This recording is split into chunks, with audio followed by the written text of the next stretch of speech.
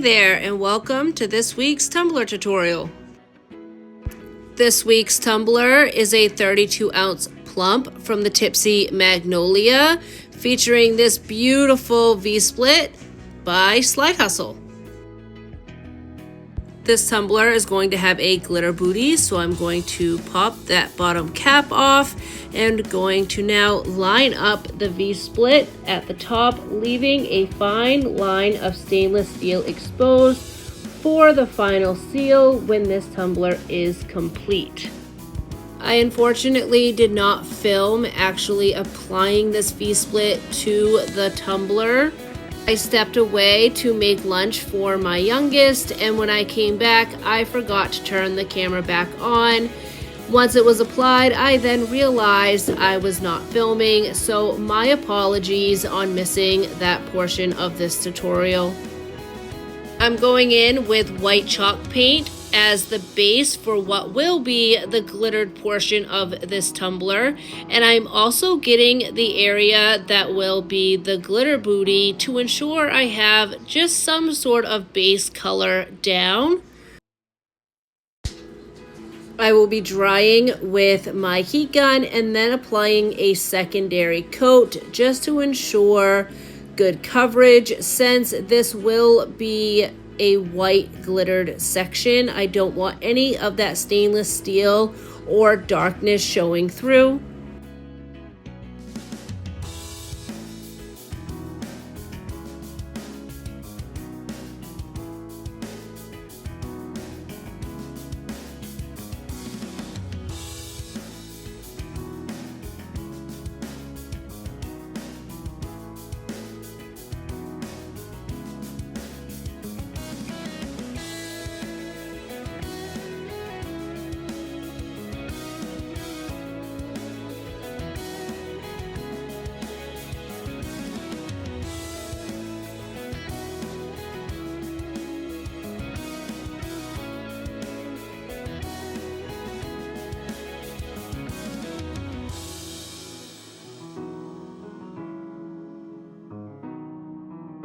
Once this second coat is dry, I will be going in with Southern Belle's foil adhesive to adhere our glitter mix. I'm going in with a pretty hefty coat since I will be adding multiple glitters with different cuts.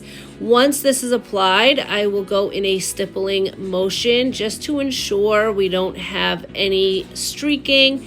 And in my opinion, it does help with overall adhesion.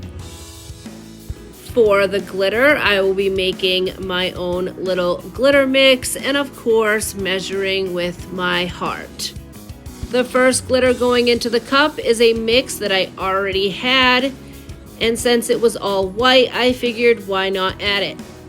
Going in the mix is Flurries, Klaus, Veil, and special edition Flurries from Peachy Olive Glitters, and also Apparition and Quartz from ChaseRaeGlitter.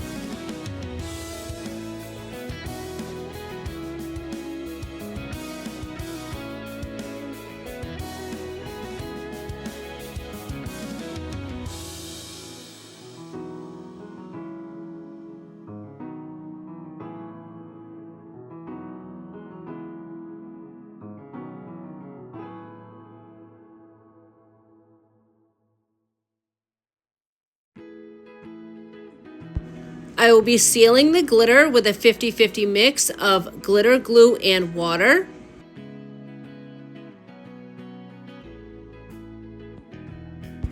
Once this is fully applied, I let the tumbler sit for a few hours to ensure the 50-50 mix was 100% dry.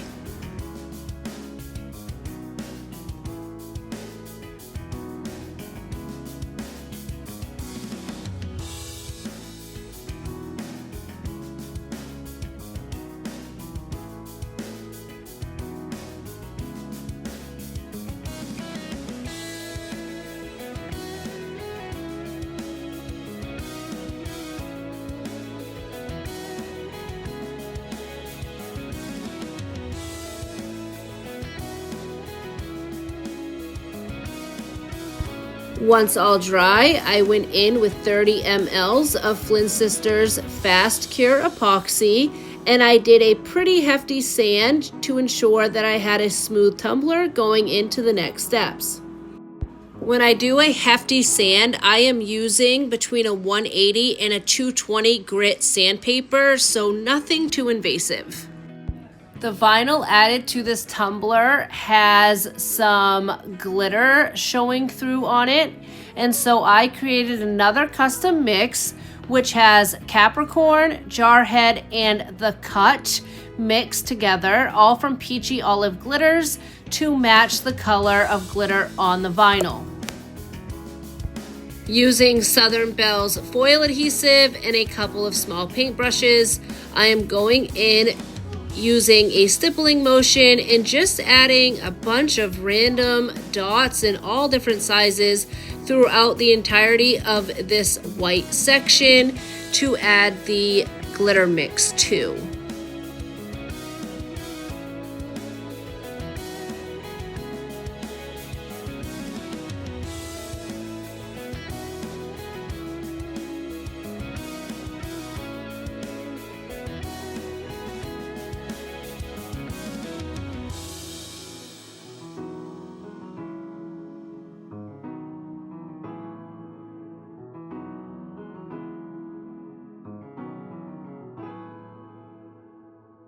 This is where we are in the trust the process territory of this tumbler design. In this step, it's going to look a little bit messy, but in the end, it's going to look beautiful. I'm just simply pouring the glitter onto the tumbler, and then I'm going to also press it into the glitter on the parchment paper and then immediately brush off the excess with a chip brush. I will be sealing again with a 50-50 mix of glitter, glue, and water. And at this portion of the design, there are a couple of options that can be done here, and that all depends on the type of look that you are going for. If you want your glitter to stay put, just go in and stipple onto those specific spots. Or if you want your glitter to move around like I did, you're going to take one flat brush and drag it across the entirety of this white section, which allows the glitter to stray away from those circular areas we created originally. Let dry and add 15 mLs of Flynn Sisters Fast Cure Epoxy. I did not sand, so I had a shiny surface. Let's get into designing the back section of the tumbler. First, I'm going to tape off the V-split itself. I will be using a couple element sheets that I got from Lyshabcreative. You can find her right here on YouTube. I like to map out my design, and so I place down a couple pieces of painter's tape and just simply cut them into little strips so I'm not continuously having to cut tape. Going through both of these element sheets, I am cutting out the ones I feel will look best on this tumbler and anchoring them down with those pre-cut pieces of painter's tape.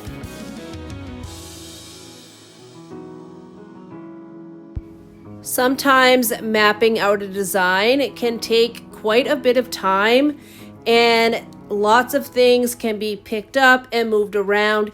This is what I like about mapping out the overall look before I actually place the UVDTFs down, since they are permanent. I want to ensure that I like the design before I lock them in. Now that my design is created, it is now time to get everything added to the tumbler. I'm using my striping tape to tape over the UVDTFs on the line of the painter's tape, which is the outside of my actual V-split so that I know exactly where to cut them to ensure proper line up when I go to apply them. Now with this one cut, it fits perfectly into that section. I am going to anchor with a piece of painter's tape and then get it applied onto the tumbler.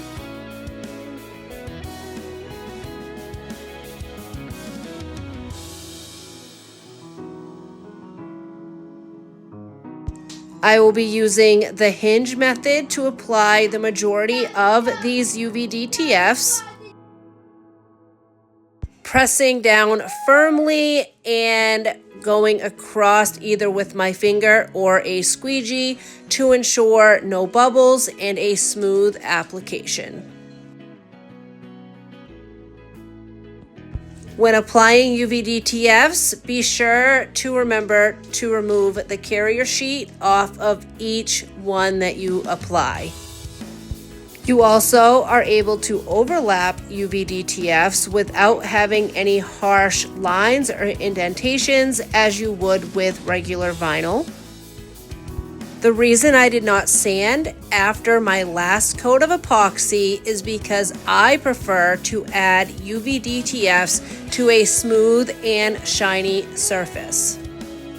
Some UVDTFs do have a clear border around the design itself. It is very small and it is slight, but if your cup is sanded and you apply that UVDTF down and it has that little clear border, unfortunately, when you apply your next coat of epoxy, it will not shine that little small area back up.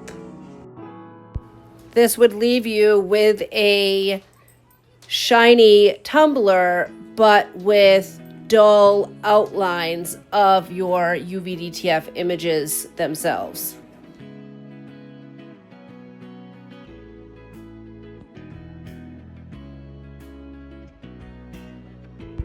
In the beginning of me applying these UVDTFs, I taped off the areas that would essentially overlap my vinyl V-split, and I cut those pieces off.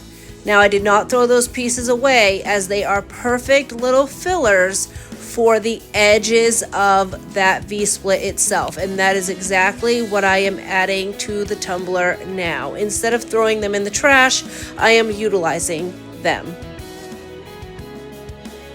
With all UVDTFs applied, I am now going to remove the painter's tape, go in with a coat of polyacrylic just to seal everything in, and then add another coat of Flynn Sisters Fast Cure Epoxy, which was 20 mLs. For the pinstriping, we'll be using 3 different colors, and each will be their own different size. The first pinstripe I'm laying down now is a holographic blue vinyl by TeckWrapCraft, and that was cut at 11.5 inches wide by 0.12 inches in height. The second pinstripe I'll be putting down was 11.5 inches wide by 0.05 inches in height. That was cut out of a blue pearl, also from TeckWrapCraft, and that will overlap the blue holographic vinyl. The third and final pinstripe I will be adding to this tumbler was cut at 11.5 inches wide by 0.08 inches in height. That was cut out of an adhesive foil in the color Champagne that I got from Hobby Lobby.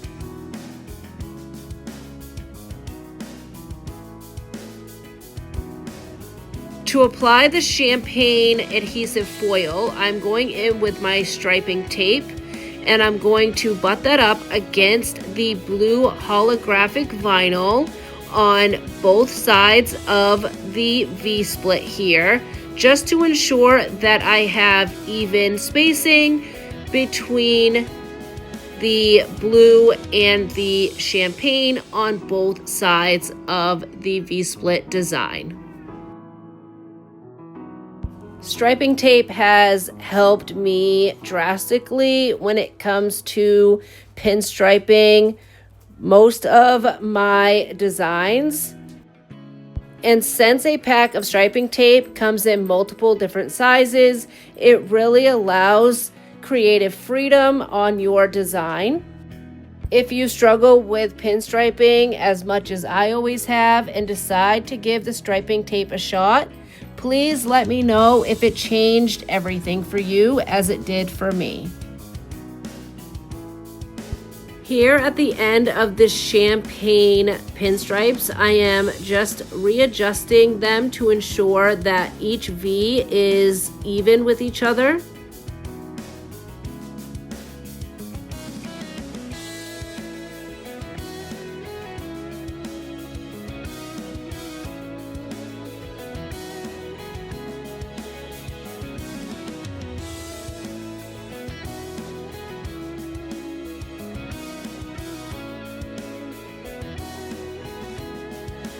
With all the pinstripes cut, I'm going to remove the striping tape and move on to the glitter booty. I'm adding about 5 ml of UV resin into my medicine cup here, and then going in with the glitter color champagne from PDB Creative Studio. When adding glitter to UV resin, you want to ensure you add enough for the color payout, but not too much that you change the consistency of the UV resin itself. I am just squeezing the edges of this medicine cup to give me better control over pouring into this smaller outer ring. And then I'm going to hit it just with a regular lighter and then cure it with a UV lamp.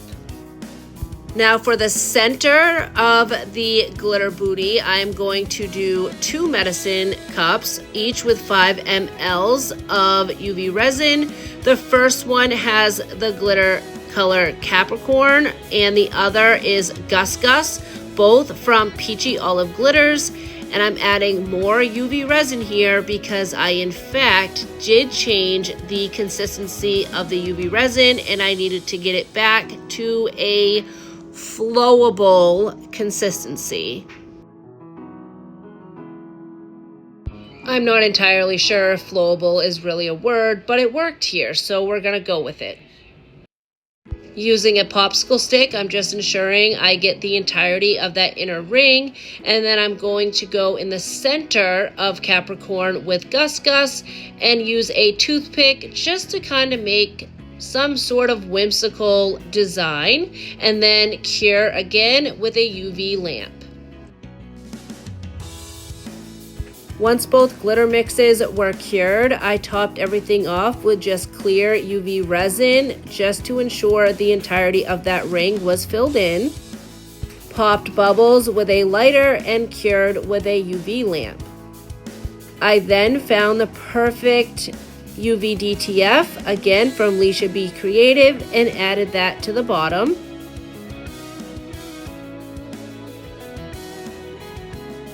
Once added, I sealed the pinstripes with polyacrylic and then went in with another 20 ml of Flynn Sisters Fast Cure Epoxy. And even though the final coat has not been added to this tumbler, it is all done for this week's tutorial. If you like this week's tutorial, please go ahead and give it a thumbs up. If you'd like to see more of my weekly uploads, please consider subscribing.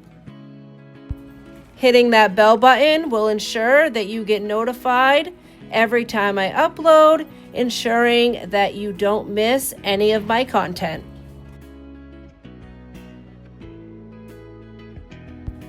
Thank you so much for stopping by and watching this week's tutorial.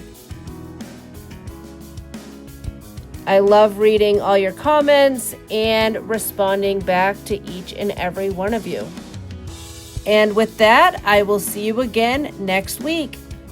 Bye-bye.